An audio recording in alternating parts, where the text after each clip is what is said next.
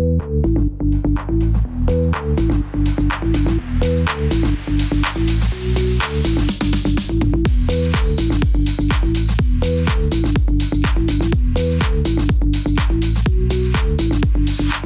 everyone, this is Isabel. I'm at the Mplify Member Summit EMEA in Lisbon.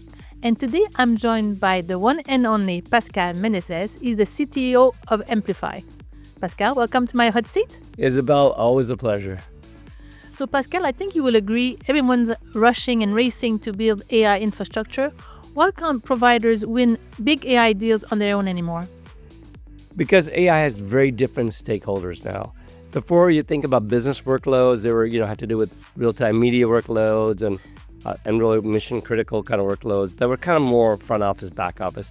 AI is very differently. We are talking about AI sensors, we have AI factories, AI agents, AI edges, and all of these have to come together, and not one provider can provide the fabric for everything around the world. So you think about it, even sensors, there's going to be so many sensors out there that's going to feed to AI models. They need networks. It could be a broadband network, and so the provider has to go get access to the broadband network. So it needs a supply chain. There's no way that any one provider can do this without having a supply chain. So you need a supply chain of various, not only access providers, on-ramps to the models where they live, which is neoclouds, hyperscaler clouds. It's just a vast ecosystem that has to come together. And everything about AI is on demand. What does a real on-demand value chain and supply chain for AI look like? That has been the challenge with the telecom industry. The on-demand has been very, very tough to do. For 10 years, Mplify has been trying to do that. We announced our APIs that had the full life cycle, everything from checking an address to code ordering it, to provisioning it, to basically testing it, performance management, fault management, troubleshooting, and settlement. So we did the whole thing, and it was for the business workloads. However, for AI, what we found out when we were doing the business workloads was that it was really hard to get everybody to come together on a common standard. So two things you need for an on-demand supply chain. You need to have the data planes interconnected. Now, the good news for Mplify Carrier Ethernet, we have those network-to-network interface between all the providers already connected, much like the internet, where you can go anywhere in the world to any provider because they're all connected. So it's called the network-to-network interface. We have that already in Carrier Ethernet, and we already have that already established with IP VPNs. And now we're also establishing new network-to-network interconnects with all the carrier hotels and all the AI exchanges that are going to come in. And so that's all part of, has to happen to a supply chain. That's the data plane, so things can talk. But you need to coordinate who's plugging into what, how do you plug in, what kind of wall you need, and that's an automation plane. So at Mplify, like I said, we've been doing this for 10 years. So now we are plugging in a standard automation plane that is AI enabled. We call it Agentic LSO. So taking all our APIs, all the stuff around payloads, we're now making it all very agent and AI friendly with models and MCP and so on.